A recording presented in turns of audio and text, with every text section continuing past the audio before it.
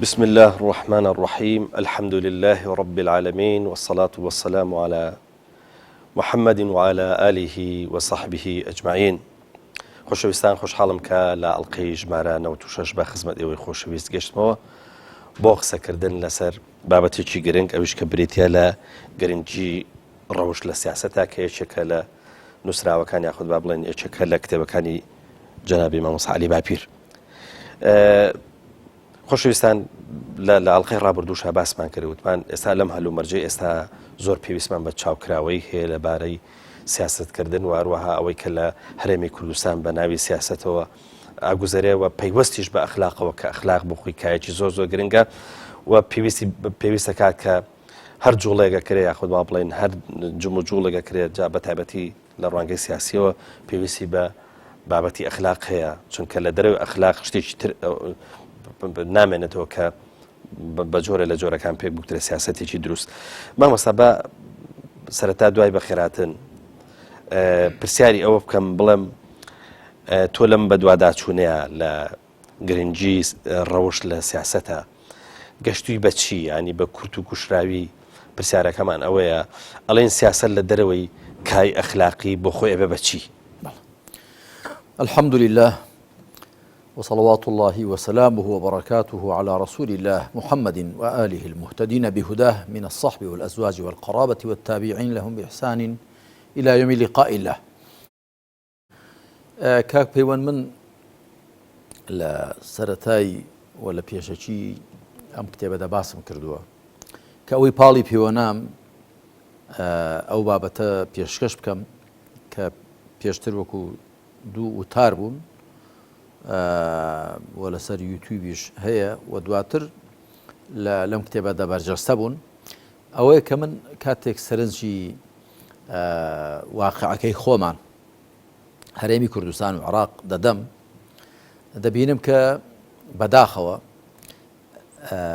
ئەوانەی کە حوکمڕانن ئەوانەی کە ئەمر و نەهی خەڵک و وڵاتیان بەدەستە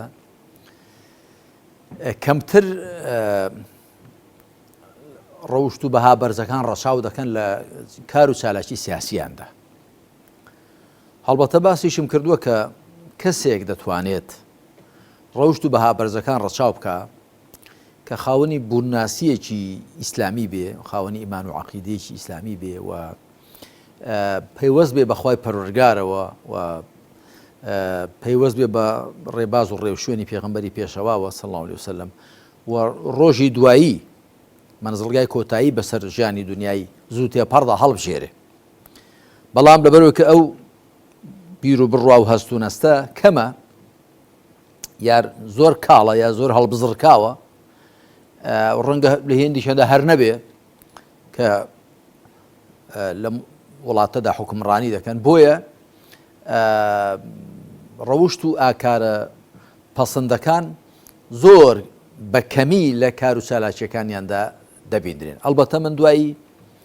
لە درێژەی ئەم کتێبەدا سی ڕەوشت و ئاکاری بەرز و پەسەندم هێناوە کە 24یان پەیوەندیان بە کاربەدەستانەوە هەیە حوکمڕانانەوە هەیە و 6یان پەیوەندیان بە خەڵک و جەماوەرەوە هەیە. بەڵام گرنگە سی ڕەوشت و بەهای بەرز و پەسەندم هێناوە. جا ئەوەی من پێی گەیشتوم ئەوەیە کە بەبێ ڕەوشت و بەهای بەرز و پەسەند شێوەی حوکمڕانیەکە لە ڕاستیدا ئەوە نابێت کە خەڵک لێ بەهرەمەند بێ و ئەوەش نابێت کە حوکمڕانەکان خۆشیان پێی سەربەرز بن. هەم لە دنیادا عیبدارن هەم لە ڕۆژی دواییدا گوناهبارن هەم لە بەرامبەر بە خەڵک شەرمەزارن. خۆ جەنابەت دەبینی کە لەم وڵاتەدا ئەگەر خەڵک دەرفەتی بدرێ تعبیری ئازاد بکات لە هەڵ و سوونکەوت و هەست و نەستی خۆی کەمتر ئەو بەرپرسانە دەتوانن و بە باخەڵ فەڕاحی و بە کراوەی بچنە نێو خەڵکەوە. ئەوە وەکو عەرەب دەڵێن ئەلخائین و خائیفون خیانەتکار ترسنۆکە. ئەگەر ناتوە گەر زوڵمت لە خەڵک نەکردووە ستەمت نەکردووە حەقی خەڵکت لەسەر نییە بۆ ناوێری بچێ نێویان بۆ کاتێک دەچی بۆ شوێنێک دەبێ و کەڵ وەکو عەمود بچەقێنی یا دەبێت گاڕانێک سارە بە دوا خۆت دەی ئەمە چی یانی ئەمە یان بۆ کەش و پشوو خۆ بەسەر خەڵکدا ڕانانە یا ترسانە لە خەڵک مەبەستم ئەوەی کە بەڕاستی لە شێوەی ئیدارەدانی ئەم وڵاتەی ئێمەدا ئەم هەرێمەدا کە من زیاتر شەقی تێڕوانی لەسەر هەرێمە و لەسەر عراقیش بەداخەوە کە کەمتر بەها بەرزەکان و ڕەوشە بەرز و پەسەندەکان وەکو چی وەکو ڕازگۆیی وەکو خاوەنی بەڵێن و قسەی خۆبوون وەکو ئەمانەت پارێزی وەکو دڵسۆزی بۆ خەڵک وەکو بەزەی و پەرۆش وەکو خاکی بوون وەکو چەسپاندنی دادگەری وەکو بێفەرق بوون لەگەڵ خەڵک و خۆدا نەک بۆ خۆت هەموو شتێ بۆ خۆت بەڕەوا دابنەی هەموو شتێ بەی خۆت دابنەی خەڵک پێت وابێ کە ئەگە شتێکی پێ بدەی خێرێکت پێ کردووە یعنی ئەو بەها بەرزانەوە زۆری دیکەش کە وەکو گوتم دوایی لە درێژەی کتێبەکەدا قسەکەتمان لەبارەی کتێبەکە پێیان دەگەین کەمتر دەبین درێن لە شێوەی حکومڕانی و بەڕێوەبردننی ئەم وڵاتەدا من بەم کتێبە ویستومە ئەوە بیر حکومڕانەکان بخەمەوە کە ئەگە بتانی حکومڕانێکی تەندروست بکەن دەبێت بە ڕەوشی بەرزەوە بیکەن کە وەکو گوتم ئەسڵی ناونیشانی وتارەکان ئەوە بوو سیاسەتکردنی ڕەوشت بەرزانە بەڵام دوایی بەو شێوە گۆڕی ماکوتمان ئاوا لەسەر زمان خۆشترە و هەروە خەڵک و جەماوەریش بزانن کە کاتێک حکومڕانێک ئاوا دەبینن با بزانن کە لارە بزانن لای داوە بزانن کە حەقی ئەوانی بەزایە داوە کە بە شێوەی حکومڕانی دەکات دوورە لە ئاکار و ڕەوشت و بەها بەرز و پەسەند و جوانەکان کە شەریعەت پێویستی کردووە. بەڵێ مامۆستا کای سیاسی و فۆرمی سیاسیش هەردووچیان لە گۆڕانن ینی تۆ تەسەور کە لە پاشاکان جۆرێک سیاسەتیان کردووە ئەمیرەکان جۆرێک سیاسەتیان کردووە چوزانمەوەی کە پیانەکە مەلیکەکان جۆرێک سیاسەتیان کردووە ئێستا جۆرێکی کە لە سیاسەتکردن هەیە ینی سیاست لە مێژوو خۆیان گۆڕانکاری زۆر بەسەر هاتووە لە هەم لە ڕووی فۆرمەوە هەم لە ڕووی شکل و شێوە و هەروەها بەرخوردکردنیەوە با بزانین ڕەوشتیش ئاوا ینی گۆڕانکاری تێکەوێ ینی دەتوانێت مەسەلەن بۆن بن بڵێن بیانی بۆ ئەوی کە هەڵبکا لەگەڵ سیاسەتە ڕەوشتیش ناچارە بەوەی کە هەندێک جار فۆرمی خۆی بگۆڕێ یاخود بەهاکانی خۆی بگۆڕێ نەخێر ئەگەر بە کورتی بڵێم نەخێر چونکە سیاست دەکەوێتە بازنەی گۆڕاوەکانەوە متغەیرات بەڵام ڕەوشت دەکەوێتە بازنەی چەسپاوەکانەوە الثەوابت بۆیە جاری دیکەش باسمان کردووە کە شەریعەت بۆ ئەو شتانە کە چەسپاون چۆتە نێو وردەکاریەکانەوە یعنی تەفسیل فی الثەوابت یعنی چوونە نێو وردەکاریەکان لە شتە چەسپاوەکاندا بەڵام بۆ شتانەی کە گۆڕاون شەریعەت بە کورتی باسی کردن ئیجمال فی المتغەیرات بۆیە ئەو گۆڕانکاریانی کە لە بواری حکم و سیاست یا لە بواری ئابووری یا لە بواری جەنگ و ئاشتی بواری پەیوەندیەکان ئەو بوارانەی کە پەیوەندیان هەیە بە لایەنی مادی ژیانەوە ئەو حکمانەی کە شەریعەت لەوێدا دایناون کەمن و زیاتر چوارچێوەیەکی فراوان پێک دێنن و زیاتر هێڵە گەشتەکان پێک دێنن بەڵام ئەو حکمانەی دایناون بۆ نەگۆڕاوەکان جا نەگۆڕاوەکان چه پەیوەندیان بە بواری بوون ناسیەوە هەبێ ئەوە کە ئەم گەردونە چییە مرۆڤ چییە ژیانی دنیا چییە ڕۆژی دوایی چییە مرۆڤ بۆ لێرەیە ئەوانە کە بوون ناسی دەیانگرێتە خۆیان دەیانگرێتە خۆی چه پەیوەندیان بە لایەنی ئیمان و عەقیدەوە هەبێت چه پەیوەندیان بە لایەنی پەرستشەکانەوە هەبێ چه پەیوەندیان بە باری کەسێتیەوە هەبێ چه پەیوەندیان بە ڕەوشت و بەها بەرزەکانەوە هەبێ ئەوانە لەبەرەوە کە پەیوەستن بە ڕۆحی مرۆڤەوە و پەیوەستن بە چیەتی مرۆڤەوە کە گۆڕانی بەسەردانایە بەڵام ئەوان دیکە پەیوەستن بە لایەنی مادی و جەستەیی و ڕواڵەتی مرۆڤەوە گۆڕانی زۆریان بەسەردادی بۆیە شەریعەت ئەو شتانەی کە ناگۆڕێن چۆتە نێو وردەکاریەکان ئەو شتانەی کە دەگۆڕێن شەریعەت بە دانانی چەند قوچکەیەک چەند نیشانەیەک و چەند هێڵێکی گشتی ئیکتیفای کردووە بۆ ئەو گۆڕانکاریانی کە لە بواری حکم و سیاسەتدا بوون جا چه حکم و سیاسەتی ڕەشید چی هی ناڕەشید تۆ تەماشا دەکەی لە سەدەمی پێغمبەری خاتەمدا صلی الله عليه وآله وسلم هەندێک شت بوون کاتێک حکمڕانی کەوتوتە سەردەمی خەلیفە ڕاشیدەکان ئەبوو بەکر و عومەر و عوثمان و عەلی خوالیان ڕازی بێ هەندێک شتیان داهێناوە هەندێک گۆڕانکاریان کردووە هەندێک شتیان هێناوە تەنێ کای حکمڕانی کە لە سەردەمی پێغمبەردا نەبوون صلی الله عليه وسلم بۆ چونکە دوای ئەوەی کە دەوڵەت فراوان دەبێ و نەتەوە و خەڵکی دیکە هاتوونی نێوسای ئیسلامەوە و مسلمانانیش خوبڕە و شارەزایی ئەزمموی زیاتریان وەرگرتووە لە حکمڕانانی سەردەمی خۆیان لە دەوڵەتەکانی سەردەمی خۆیان ئەوەی کە لەگەڵ شەریعەتدا گونجاوە بۆیە هەندێک داهێنانیان کردووە هەندێک تازەگەریان کردووە هەندێک شتیان پەیدا کردووە کە پێشتر نەبووە مەشهورە کە ئیمامی عومەر خوا لێ ڕازی بێ دیوانەکانی دانان دیوانی سەرباز دیوانی خەراج دیوانی زەکات دیوانەکانی دانان شارەکانی دروستکردن تەمسیر و ئەمسار چەند شارێکی دروستکردن وەکو کوفە و بەسڕە و کوێوانە هەروەها لە سەردەمی عومەردا خوا لێ ڕازی بێ پۆستە دانرا بەرید و پۆستە و لە سەردەمی ئەودا سژن دانرا وە کۆمەڵێک شتی دیکە کە لە وڵاتان لە ئەزمموی حکمڕانی وڵاتانی دیکە وەریگرتن بۆیە لە بواری حکمڕانی و سیاسەتدا ئەوە یەکێکە لەو کای و لەو بوارانی کە ئەسڵ تێیاندا دەستکراوەیە بۆ داهێنان الأصل في المعاملات الإباحة بناغە لە هەڵس و کەوتەکاندا بریتێ لە دەستکراوەیی ڕێپێدران یان الأصل في العادات العفو ئەسڵ لە نەرێتەکاندا لە عادەتەکاندا بریتێ لە ڕێپێدران بە پێچەوانەوە والأصل في العبادات الحظر بناغە لە پەرستشەکاندا بریتێ لە ڕێلێگیران واتە وەکو زانایانی ئوسولی فقه گوتویانە عبد الرحمن بن ناصر السعدي القواعد وأصول الفقه المهمة دا دڵێ لە بواری پەرستشەکاندا هیچ شتێک ڕەوا نییە مەگەر شارع داینابێ بەڵام لە بواری هەڵس و کەوتەکاندا هەموو شتێک ڕەوایە مەگەر شارع شەرعدانە ڕێ لێگر بێ زۆر بە پێچەوانە یەک دیەوە بۆیە ئەوانەی کە ینی دەیانەوێت چاک لە ئیسلام تێبگەن دەبێت ئەو دوو بازنەی لێک جیا بکەنەوە بازنەی عادات و عیبادات بازنەی معاملات و عیبادات دەبێت لیشیان جیا بکەنەوە هەندێک لەوانەی کە باش لە دین حاڵی نەبوون قوڵی لێ تێنەگەیشتون کاتێک دێنن بازنەی عاداتیش تێکەڵ دەکەنەوە بازنەی عیبادات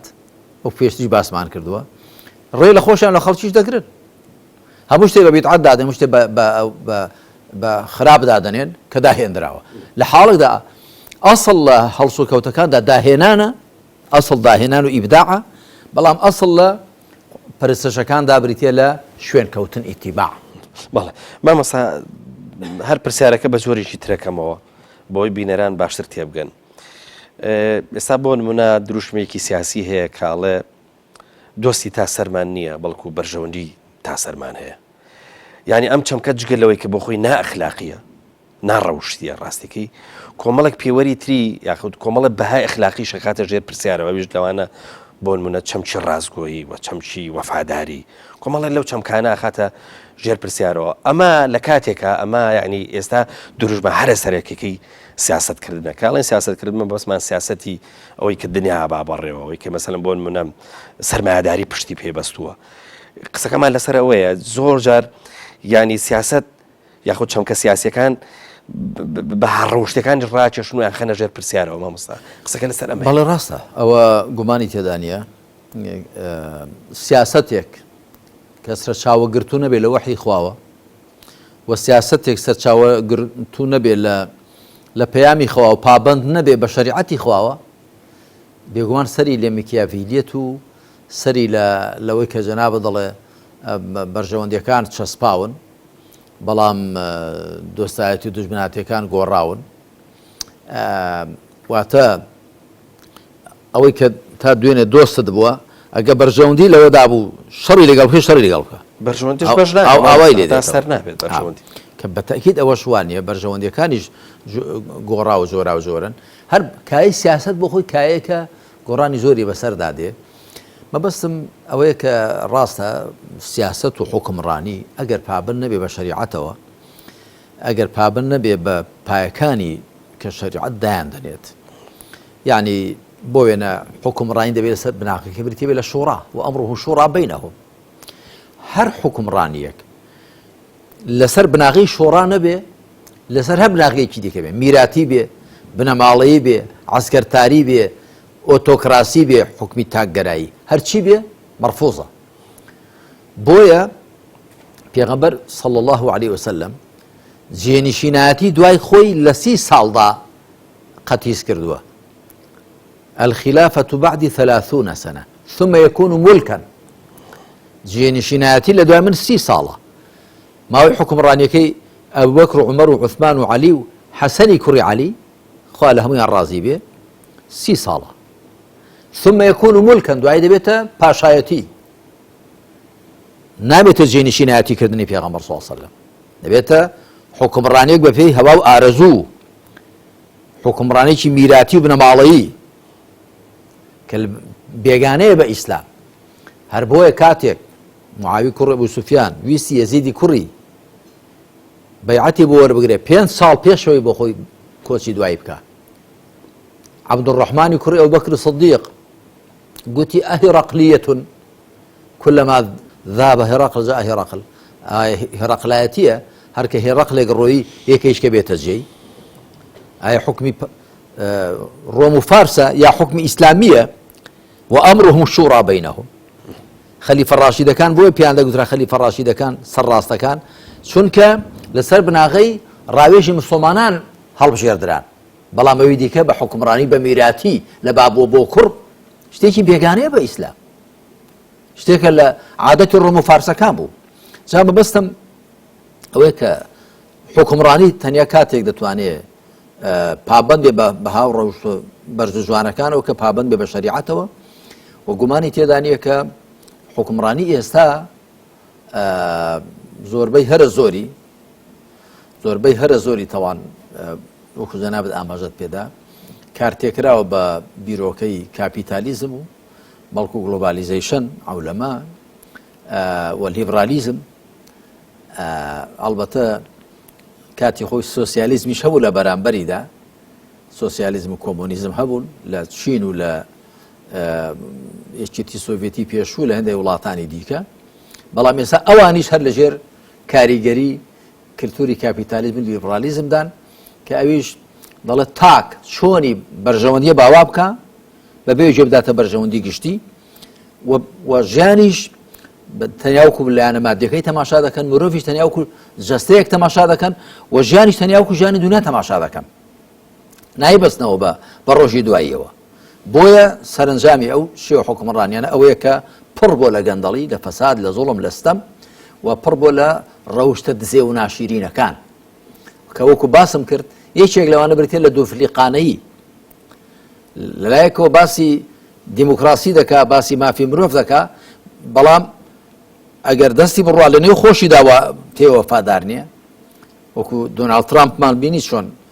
کابرای سپی پێست پێی لەسەر ملی بابای ڕەشپێست دانابوو تا ڕوحیدا کەسی دواییش ئەو بەرگری دەکەن لەو شوڕتە سپی پێستان هەر لە بەرەو سپی پێستن هەروەها گەلێشتی دیکەتەوە دۆناڵد ترامپ بەڕاستی ڕووی ڕاستەقینەی ئەمریکای و ڕۆژ ئاوای بەگشتی چاک دەرخست کە بە محەممەد بن سەلمانی دەگوت ئەگەر ئێمە دەستت لێ بەردین هەفتەیەک ناتوانانی حکمڕانی بکەیت واتە ئێمە تۆمان فەرز کردو بەسەر خەڵکی وڵاتەکەتەوە ئەگەر ئێمە دەستت لێ بەردین خەڵک نایەوێ کەواتە ئەوە دان پێداهێنانێکی زۆر ترسناکە یعنی من تۆم ڕاگرتووە ئەگەر ناتۆی تۆ خەڵک نایەوێ کەواتە کەرزانی خەڵکەکە نایەوێ بۆ بە زۆر فەرزت کردووە ئەوە لەکوێ دیموکراسی مافی مرۆڤە یۆلەی جارەکەم هەروەها ئەو سیسیەک ئێستا حکم دەکات لە میسر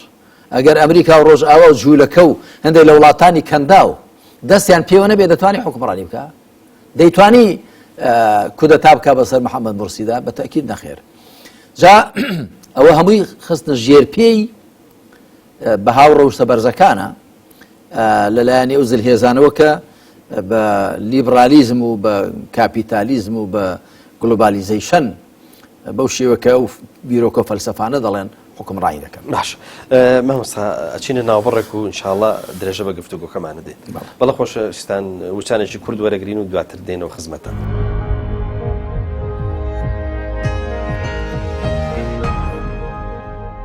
بەڵە خۆشەویستان جارشکە سڵاو لە ئێوەی خۆشەویست. مامۆستا هەندێک بۆچوونیان وایە بۆ ئەوی کە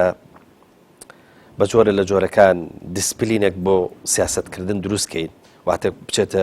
ژێر کۆمەڵک پێوەرەوە پێویستە لە سەرەتاوە کۆمەڵک فکرە و بیرۆکە و فەلسەفە هەیە بۆ سیاسەتی دیاری بکەین واتە بڵێن ئەم سیاسەتە سەر بە فڵان ڕێبازی فەلسەفی سیاسەتکردنە لە ئەفلاتونەوە تاکو و مەسەلەن ماکافیڵی ئەیهێنن کە بەوەی کە ئەمانە کۆمەڵێک ڕێبازی فەلسەفین بە جۆرە لە جۆرەکان بەوەی ئێمە ئەم سیاسەتە بناسین چون ناسی دیار بێ پێویستی بەوە هەیە کە بزانین ئەو لە سەرەتاوە ئەو سیاسەتە سەر بە چ ڕێبازێکی فەلسەفیە تۆ لەگەڵ ئەمایاڵێکی مامۆستا گومانی تێدا نییە کە سیاست و شێوەی حکمڕانی دیارە ئیدۆلۆژیەکی هەر لە پشتەوە هەیە گومانی تێدا نیە هەموو سیاسەتەکان هەروان یعنی سیاسەتی حکمڕانی شێوەی بنەماڵەی میراتی ئەویش بیرۆکە و ئیدۆلۆژیەکی لە پشتەوەیە ئەویژەوە کە عیباد و بیرات بەهی ئەو ماڵە دەزانن کە بابەکە مرد کوڕەکە لە ژێدا دەنیشێ وەکو چۆن مەڕووماڵەکە بە میرات دەگرن خەڵکەکەش بە میرات دەگرن ئەو ئیدۆلۆژیە سەقاتەی لە پشتەوەیە بۆیە کاتی خۆی ئەحمەد عرابی پاشا لە خدەی مسر ڕاپەڕیوە کتوێتی إن الله تعالى خلقنا أحرارا ولم يخلقنا عقارا فوالله لا نورث بعد اليوم قسەیەکی گرنگ توێتی خوا ئێمەی ئازاد خوڵقاندووە ئێمە زەویزار نین واللهی لەمە دۆنای بە میرات بگیرەین جێلێ جانەکەم حکمی بنەماڵەی میراتی وا تەماشای خەڵک دەکا کە تەماشای زەویزار دەکا وا تەماشای مرۆڤەکان دەکا کە تەماشای مەڕووبزدەکان دەکا دڵەمادام بە ڕووبزدەکان کە خاوەنەکەیان دەمرێ بۆ خزمەکانی بە میرات بەچێ دەمێنن مرۆڤەکانیش دوایەوە کە ئەو حکمڕانە ڕۆیشتووە خەڵکەکەش هەموو بەچێماوە بۆ کوڕەکەی بۆ نەوەکەی کەەوە لە ڕاستیدا بە کەم تەماشاکردنی مرۆڤەکانە ئەوە ئەو ئیدۆلۆژیە سەقەتەی لە پشتەوەیە کاتی خۆی حکمی ئۆتۆکراسی هەبووە پێچەوانەی دیموکراسی دیموکراسیانی حکمی خەڵک ئۆتۆکراسیانی حکمی تاک حکمی تاک ئەو تاکە کاتی خۆی لە ڕۆژئاوا بەوە پاساو دراوەتەوە گوتویانە ئەو تاکە کە حکمڕانی دەکا ئەوە سێبەری خوایە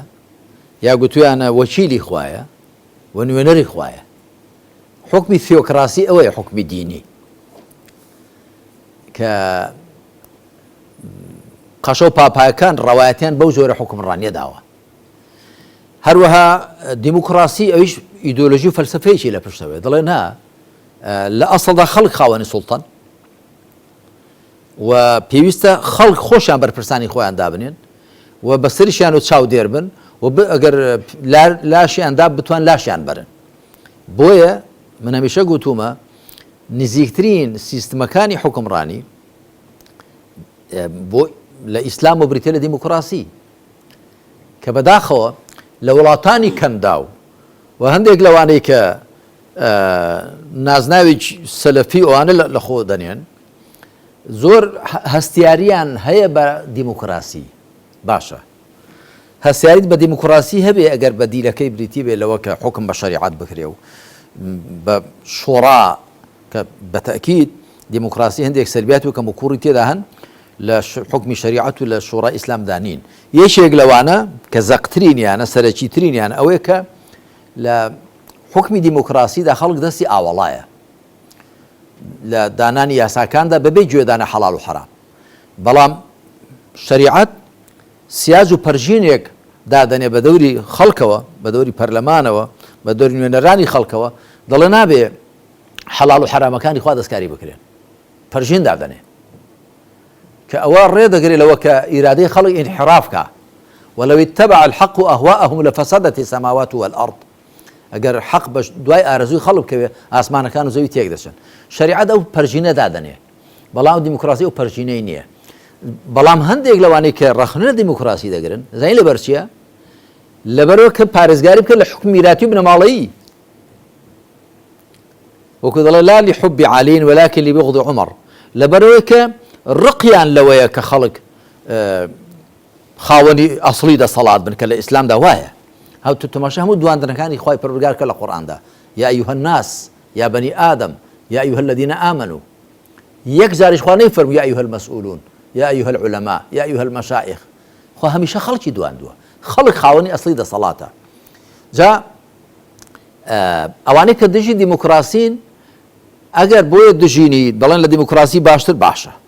بەڵام تۆ دیژی دیموکراسی و بەڵام ڕێنادی خەڵک خۆ پێشاندان بکە، ڕێنادی خەڵک حیزب پێک بێنێ، ڕێنادی خەڵک ڕەخنە بگرێت لە سەڵات، کەواتەوە تۆ دەتەوێت حکمی میراتی و بنەماڵەیی هەبێ، حکمی خۆسەپاندروی دیکتاتۆری هەبێ. جا ئەگەر بەدیلی دیموکراسی دیکتاتۆری بێ، دیموکراسی بە حەوت ئاوان شۆراوەتەوە. ئەسڵەن حکمی دیکتاتۆری و تاچی ڕێک لەگەڵ ئیمان و عەقیدەی ئیسلامیدا تێک دەگیرێ. ئیمان و عەقیدەی ئیسلامی دەڵێ لا ئیلاهە ئیلا الله، بێجگە لە خوای هیچ کەس پەرستراو نییە، بەڵام حکمی دیکتاتۆری دەڵێ بەرەو حکمڕانە پەرستراو بێ.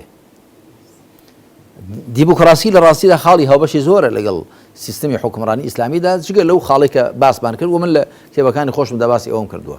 جا ئەوەی کە جەنابەت گوتت بەتەکید هەر سیستمێکی حکمڕانی فەلسەفە و ئیدۆلۆژیەکی لە پشتەوەیە، گومانی تێدا نییە و وەکو دەڵێ سەرچاوە چۆن بێ ئاوەکەشی وا دەبێت. ئەو فەلسەفەیە ئەو ئیدۆلۆژیە چۆن تەماشای مرۆڤ و ژیان و گەردون بکە، بەتەکید سیستەمە حکمڕانیەکەش لە قەدەر ئەوەیە. مامۆستا سیاست لە فۆڕمی دەسەڵاتە یاخود لە ڕوانگەی دەسەڵاتەوە جار هەیە هەندێک شتەکات بەڕواڵەت شتی ناخلاقین، بۆ نمونە زیندان کە جەنابیشت باست کرد پێشتر، یەکێک لەو بابەتانە یاخود لەو دەستگای کە دەسەڵات دەسی بۆەوە با بریتە لە زیندان کەراوە بیری لێکێتەوە یاخود تەماشاکی ینی دەچێتە دەرەوەی ئەخلاق، بەڵام ئایا بوونی زیندان بۆ مامەڵەکردن لەگەڵ زیندان و هەندە جار بۆ ئەشکەنجەش تەنانەت ینی شتێکی نانڕەوشتیە مامۆستا؟ ناتوانین بەڕەهای بڵێن شتێکی ناڕەوشتیە. بۆچی؟ چونکە کەسێک کە لا دەدا، کەسێک کە چاو دەبڕێتە ماڵی خەڵک، ناموسی خەڵک، خوێنی خەڵک، هێمنی و ئاسایشی خەڵک، دەبێت ڕێی لێ بگیرێ، دەبێت سزای بۆ دابدرێ. کەواتە سزادانی خەڵک بەڕەهایی شتێکی نائەخلاقی نییە و بەڵکو سزادانێک بەگرتنیشەوە و بە ئازاردانیشەوە، هەرچەند لە ئیسلامدا ئازاردان و ئەشکەنجە زۆر بە کەمی ڕێگەی پێدراوە، حاڵەتی زۆر دەگمەندە ئەگەنا ڕێگەی پێ نادرێ، بەڵام گرتن و زیندانیکردن ناتوانین بەگشتی بڵێن شتێکی نائەخلاقی. بۆچی؟ چونکە خوای پەروەردگار لە قورئاندا باسی گرتنی کردووە، دەفەرمێ واللاتی یأتین الفاحشة من نسائكم فاستشهدوا عليهن 4 منكم فإن شهدوا فأمسكوهن في البيوت حتى يتوفاهن الموت أو يجعل الله لهن سبيلا. ئەو ئافرەتانەی کە کاری ناڕەوا دەکەن واتە بێکەوە کە سوحاقی پێ دەڵێن، خۆ لێ خشاندنی ئافرەتان، ئەوانە لە ماڵەکاندا بیان هێڵنەوە، حەبسیان کەن هەتا مردن کۆتاییان پێدێنێ، یاخود خواڕێکیان بۆ دەبینێتەوە کە دەگەنە قەناعەت ئێوە کەوازیان لەو کارە هێناوە. کەواتە سزادانی سزنکردن لە ئیسلامدا هەیە، بەڵام ئەوە کە ناڕەوایە کاکە پەیوەندی ئەوەی کە سزنکردن ئەشکەنجەدان ئەوانە بە ناحەق بێ یا بە تۆمەت بێ یاخود لە ئەندازەی خۆی زیاتر بێ یاخود بۆ تەصفیە حساباتی دیکە بێ. ئەگەنا لە سەردەمی پێغەمبەریشدا عەلەیهی سەڵات وەسەلام جۆرێک لەو سزادانە هەبوو، بەڵام ئەڵبەتە هێندێک لە هاوڵان خۆیان یعنی پێغەمبەر صلی الله علیه و سلم لی قەدەغە کردوون کە ئەوە بکەن لەو سەیەکە لە جەنگی تەبوک بەجێمان. هەروەها ئەبوو لوبابە بۆ خۆی بە کۆمەڵەکەی مزگەوتەوە بەستەوە و پێغەمبەر صلی الله علیه و سلم فەرمی لێی گەڕێن، هەتا دوای خوا تۆبەی ناردە خوار، اونجا ئەوی سوێندی خواکتی هەتا پێغەمبەر صلی الله علیه و سلم نەمکاتەوە خۆم لێ ناکەمەوە لەو کۆڵەکەیە ئەوە جۆرێک بووە لە زیندانی لە سەدەمی ئیمامی عومەردا خوا لە ڕازی زیندانی کردن هەبووە و لە سەدەمی خەلیفەکان و حکمڕانەکانی دیکەدا هەبووە و علەمای ئیسلام باسییان کردو باسی سژن و ئەحکامی سژن و کەسێک کە دەگیرێ بەڵام مافی هەیە ئەوەی هەیە چونکە بۆچی جاری وایە سزایەکە بریتێلەوە کە تەصفیە بکرێ کەسێکی کوژ دەکوژرێتەوە بەڵام جاری وایە نەخێر سزایەکە ئەوە نییە تێشی ڕنابینی بەرهەڵدابێ لەبەرەوە ئەو کەتنی کردێت و دووبارە و چەند بارەی دەکاتەوە چی لێ بکە دەی بیگری کەواتەوە شتێکی ئەخلاقیە لە ڕاستیدا کە ئەو سزایە بۆ کەسێکدا بندرێ کە زەرەری هەیە بۆ دین بۆ هێمنی و ئاسایش و ژیان و گوزەران و خوێن و نەفس و ناموسی خەڵک مامەستا ئەگەر سەیری ئەخلاقەکەی ئەخلاق بنەماگەرێکی ئازادی هەیە ینی مرۆڤ ئازادە لەوەی کە مرۆڤێکی ئەخلاقێ بێ یان بە پێچوان و مرۆڤێکی ناخلاقی بێەوەی وەلو جەنابەت وتت هیچ ڕەنگە مرۆڤێ نەدۆزیتەوە جۆرێک لە ئەخلاقی نەبێت لەبەرەوەی کە ئەو بەجۆرە لە جۆرە دەچێتە ژێر پێوەرێکی ئەخلاق چ ڕەوشتی چاک بەرز و پەسەند چ ڕەوشی دزێ و خراپ و ناشرین جا قسەکە لەسەرەوەیە هەر بە هەر دووبارەکەیە چ بە خراپ چ بە باش مرۆڤ ینی جۆرێک لە ئازادی هەیە بۆ وەرگرتنی بەها ئەخلاقیەکان بەڵام سیرەکەی سیاست لەسەر دسپلین و جۆرێک لە کۆنتترۆلکردنی ئینسان بنەماکانی خۆی داانێ ینی چۆن ئەم دوانە بە یەکەوە کۆ بنەوە مامۆستا ئەمن پێم وایە کاک پەیوەند ئەسڵان سیاستکردنی جۆرێکە لە ئەخلاق ئەویش هەر جۆرێکە لە ڕەوشت ینی ئەوە مەبەستم لە سیاستی ڕەشیدە ینی خۆ تۆ تەماشا بکە ئەگەر بێت و حکومڕانیشی ڕەشید نەبێت کە سنوورەکان بپارێزی هێمنی و ئاسایشی خەڵک بپارێزی ماڵ و متەڵەکاتی خەڵک بپارێزی نەفس و ناموسی خەڵک بپارێزی دەبێتە پاشاگەردانی بۆیش شاعرێک گوتوێتی لا يصلح الناس فوضى لا صراط لهم ولا يصلحون إذا شرارهم سادوا خەڵک کە هیچ گەورە و سەرپەرشتیارێکیان نەبێت چاک نابن و ئەگەر خراپەکارەکانیشیان سەرپەرشتیاریان بن هەر چاک نابن کەواتە هەر دەبێ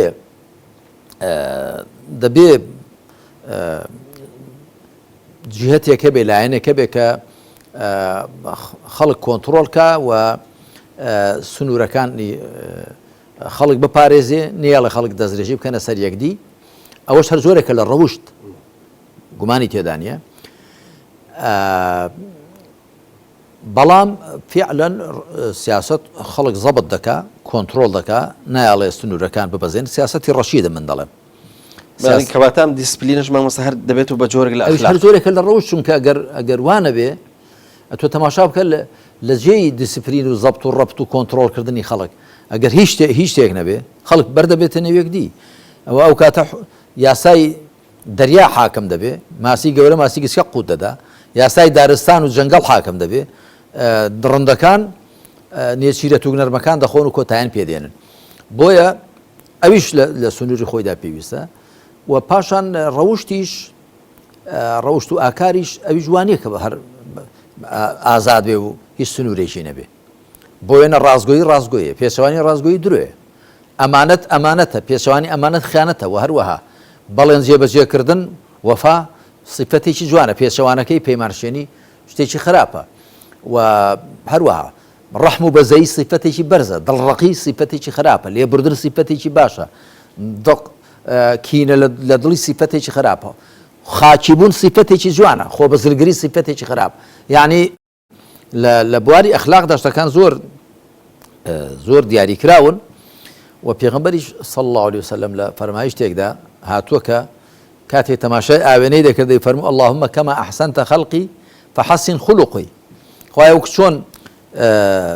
خەڵقت و جەستەت جوان دروست کردوم ڕەوشتیشم جوان بکە کەواتە ڕەوشت دەگونجێ مرۆڤ دەستکاری بکە و جوانی بکە خەڵقەکەت بۆ دەستکاری ناکرێ دەستکارێکی کەم ها هەیە لوتی عملیات دەکا شتێک دەکا زۆر کەم بەڵام خولوق زۆر دەستکاری دەکرێت ئەبوو حامیدی غەزالی لە کتێبە نایبەکەی خۆی ئیحیا علومالدیندا باز دەکات کە هەندێک لە زانایان گوتوانە مرۆڤ ناتوانێت خۆی دەستکاری بکات ڕەوشت و ئاکاری بەڵام دەڵێنە خێوانیە بەڵکو نەک هەر مرۆڤ ئاژەڵ و دڕندەکانیش دەگونجێت تعلیم بدرێن نمونە دێنێتەوە بە شێر و پڵنگ و ڕاستیشە یانی تۆ ئێستا دەبینی لە سێرک و لە سینەماکان مەسەن دەبینی چۆن شێرێک پڵنجێک کەسێک دۆلفینێک دۆلفینێک ئەو مرۆڤە سەجێک مەسەنە فێر کراوە تعلیم درراوە ڕاوی پێ دەکرێت چی پێ دەکرێت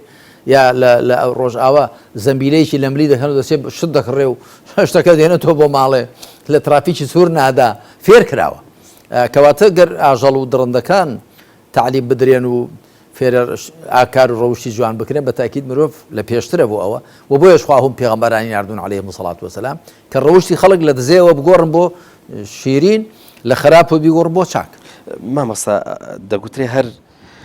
ڕێبازێکی فەلسەفی کە دێ لە سیاسەتکردنا بەرجەستا بێ جۆرێک لە ئەخلاقی خۆشی پێیە.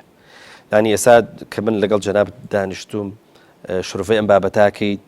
ینی سێبەری ئەخلاقی ئیسلامی بەسەر گفتوگۆکایە زاڵە. خۆگەر ئێستا ئەم گفتوگوۆیە بگۆڕین بۆ کەسێکی تری مەسەلەن بیری چەپی ئەوش تعبیر لە سیاسەتەکە بۆ مانای خۆی و تعبیریش لە جۆرێک لە ئەخلاقەکە. قسەکە لەسەر ئەوەیە کەواتە ئەوەی کە جەنابت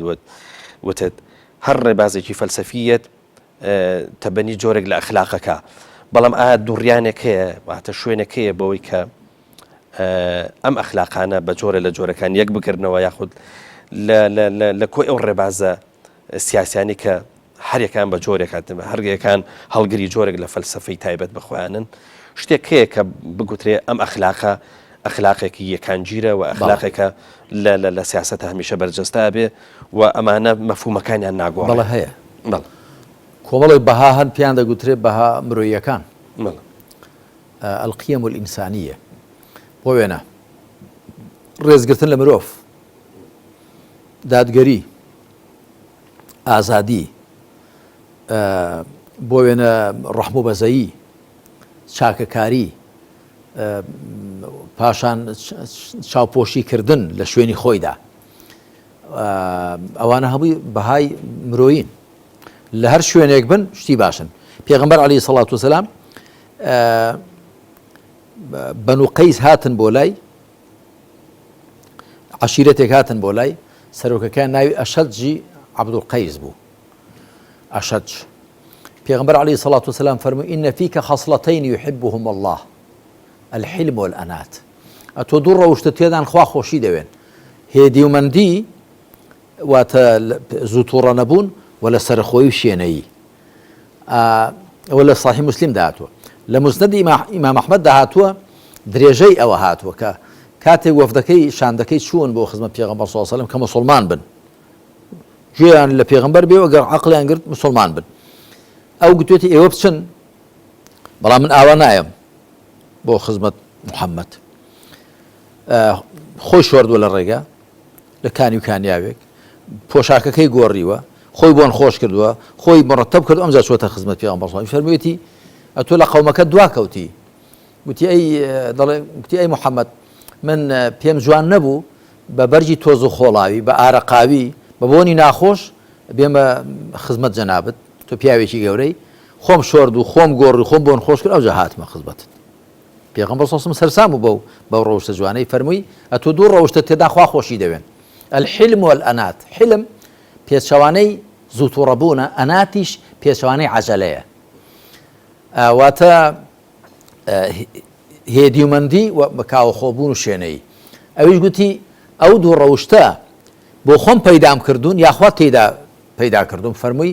بەل الله جەبەلەکە عەلەیهما خوا تۆی سروشتاندوو لەسەر ئەو دوو سیفەتە. ئەویش گوتی الحەمد لله الذي جەبەلەنی عەلا خەصلەتەینی یحبهم الله ستایش بۆ خوای کرد لەسەر دوو ڕەوشتان منی سروشتاندووە کە خوا خۆشی دەوێن. کەواتە کۆمەڵێک ڕەوشت هەر پێشتیش ئاماژەم پێدا عەقڵی سەلیم زگماک و فیتڕەتی ساغ لە مرۆڤدا دانراون کەەوە بەها مرۆیەکانیان پێ دەڵێن بەڵام هەندێک ڕەوشت و ئاکار هەن دەبێ وەحی خۆی پەروەردگار بیان هێنێ. جا سیاسەتکردنی و حوکمڕانیکردنی ئیسلامیانە وێ ڕای بەها مرۆیەکان بەها شەرعیەکانیش دەگرنە خۆیان کە دوایی باسییان دەکەین بەڵام ئەوی دیکە تەنیا بەها مرۆیەکانن و بەها مرۆیەکانیش لە شەریعەتدا تۆختر دەکرێنەوە و بەهێزتر دەکرێن بەڵام لە غەیری ئیسلامدا لەوانەیە تام و بۆ ڕەنگەیان نەمێنێ کاڵ بکرێنەوە یاخود لا بدرێن یاخود تەنیا ناو بن و نێوەڕۆکیان نەبێ ئەگەر بەڵێ بەها مرۆیەکانمان هەن کە خاڵی پێگەیشتنی هەموو ڕۆژ بەرزانن هەموو ئەو حکمڕانن کە حکمڕانی چە ڕۆژ بەرزانە دەکەن پێغەمبەر صلی الله علیه و سلم مەدحی نۆشیروانی کردووە کە نۆشیروان عادل مەشهور بووە مەدحی نەجاشی کردووە فەرموویەتی بچن بۆ حەبەشە بها مەلیک لا یظلم عنده ئەحەد کەس لە لای زوڵمی لێ ناکرێت مەدحی کردووە مسڵمانیش نەبووە کەواتە دەگونجێ لە هەندێک بەها و ڕەوشتە بەرز و جوانەکان کە هەڵقوڵاوی فیتڕەتی مرۆڤ و زەکماکی مرۆڤ و هەڵقوڵاوی عەقڵی سەلیمن دەگونجێ لە نامسڵمانانیشدا هەبن ئەگەر پیان و پابند وەکو دوو نمونەم کە مامۆستا من کەواتە وەکو نەتیجە و کۆتا پرسیارم لەم بەرنامەیە کەواتە ئەگەر هێزگەلێکی سیاسی جیاواز ڕوانگە جیاواز و کاڵێن ڕوانگەی فەلسەفی و هەتا عەقیدەی سیاسی دەتوانن تەحالف بکەن ئەتوانن پێکەوە بن لە مەشروعێکە لەسەر کۆمەڵێک بنەمای ئەخلاقی ئەمە بابەتێکی گرنگە بەڵێ بێگومان ینی لەسەر ینی خۆی پەروەردگار بە خاوەن کتێبەکان دەفەرمێ قل یا ئەهل الكتاب تعالوا إلى كلمة سواء بيننا وبينكم ألا نعبد إلا الله ولا نشرك به شيئا ولا يتخذ بعضنا بعضا أربابا من دون الله پیغمبر دەفەرمێ صلی الله عليه وسلم خۆی متعال تۆ بڵێ خاوەن کتێبەکان وەرن بۆ وشەیەکە خاڵی هاوبەشە لە نێوانماندا جگە لە خوا نەپەرستین هیچ شتێک نەکەینە هاوبەشی و هەندێکمان نەکەینە پەروەردگار لە جیاتی خوا کەواتەوان خاڵی هاوبەشن ئەتۆ ئەوە لە بواری ئیمان و عەقیدەدا لە بواری هەڵسوکەوتی سیاسیشدا کاکە وەرن با ئێمە بەرەیەک پێک بێنین دژی گەندەڵی بین مامۆستا ئەمە بۆ ئێستا کەم بەرنامە داوازێ بابەتێکی گرنگە مە بەسمە ئەوەیە گومانی تێدا نیە وەرن با ئێمە بەرەیەک پێک بێنین کاکە دژی قۆرخکاری بین دژی گەندەڵی بین دژی خۆسەپاندن بین دژی تەزویر و فرت و فێڵ بین دژی ئەوە بین چی دیکە کڵاو لەسەری خەڵک بنێین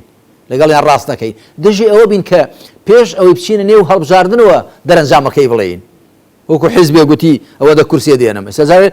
هەڵبژاردن دەستی پێ نەکردم مانە تۆ دیارە لە هەموو شتێکت تەواو کردووە درۆ دەکەی لەگەڵ خەڵکە دەڵێ خەڵچینەوە ڕای ئێوەیە دەنگی ئێوەیە ڕاست نییەوە بەڵێ زۆر خاڵی هاوبەشێ وەرن بە هەموو یەک دەنگ بینە سەر چەسپاندنی دادگەری کۆتای پێهێنانی ئەوە کە عەرز و بەرز و دەرامەتی ئەم وڵاتە هی چەند ماڵێک بێ هیچ چەند کەسێک بێ هی کەمینەیەک بێ خەڵکی دەکە زەقەی چاوی بێ وەرن با کار بکەین لەسەرەوە زوڵم نەمێنێن ستەمی نەتەوەیی نەهێڵین ستەمی سیاسی نهێڵین ستەمی ئابووری نهێڵین ستەمی کۆمەڵایەتی نهێڵین ئەمان هەمووی خاڵی هاوبەشن گومانی تێدا نیە و ئەوانە هەموو خاوەن عەقڵەکان هەموو خاوەن فیتڕەت و زکماکە ساغەکان تەئیدی دەکەن ئەی بۆچی ئێستا خەڵکێکی زۆر لە دەرەوەی کۆمەڵی دادگەری پشتگیری زۆر شتی ئێمە دەکات لە نووسەران لە ڕۆشنبیران لە خەڵک لە سیاست بەداران ئەگەر لە خۆڕا ببینن لە مەجلیسی تایبەتی ئێمەدا باس دەکەن دەڵێن ئەو ڕوون و ڕاشکاوی ئێوە ئەو سەرڕاستی ئێوە ئەو دڵسۆزی ئێوە ئەو ڕەخنەگرتنە ئێوە کە دڵسۆزانە ڕەخنە دەگرن بنیاتنەرانە ڕەخنە دەگرن پێمان زۆر شتێکی چاکە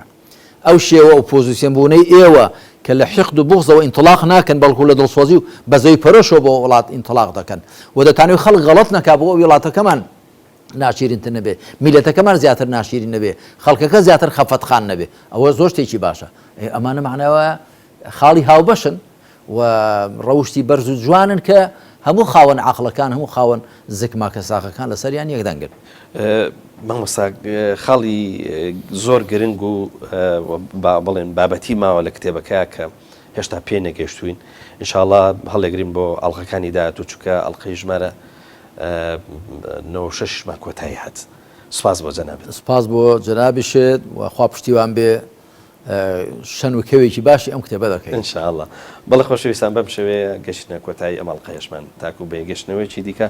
هەمووتان بەخوای گەورە ئاسپێرین خواتان لەگەڵ